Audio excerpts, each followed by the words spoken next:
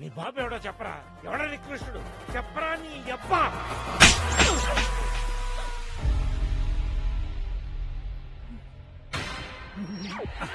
మొగుళ్ళు కొడితే ఇలా దెయ్యంలో నవ్వుద్దేంటి? అయ్యో ఏమైందన్నా? ఇతను బుల్లెట్ అబ్బా. ఇతను కొడుకు కాదు. మీ నాన్న ఎవరన్నా అడిగినందుకు వయసు కూడా మర్యాద ఇవ్వకుండా లాగి పెట్టుకొట్టాడమ్మా. గోపి, ఎందుకు బుల్రెడ్డి కొడుకు అని మమ్మల్ని మోసం చేసావు? మా నాన్నని ఎందుకు కొట్టావు? సమీరా, ఇప్పుడు నేనేం చెప్పే పొజిషన్ లో లేను. పాప సేఫ్టీ ఇంపార్టెంట్.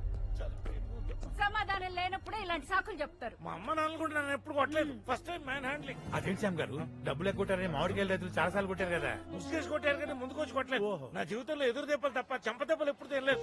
అమ్మా సమీరా, వాడు చైన్ దొబ్బేసినప్పుడే ఎలాంటోడో క్యాచ్ చేయాల్సింది. చూడమ్మా, అమాయకత్వంతో మళ్ళీ మోసపోయావు. మూడోసారి మోసపోతే మూర్ఖత్వం అవుద్ది. కస్తూరి, అమ్మాయిని తీసుకుని అన్నయ్య దగ్గరికి వెళ్ళి చెప్తాను. బుల్లెడ్డి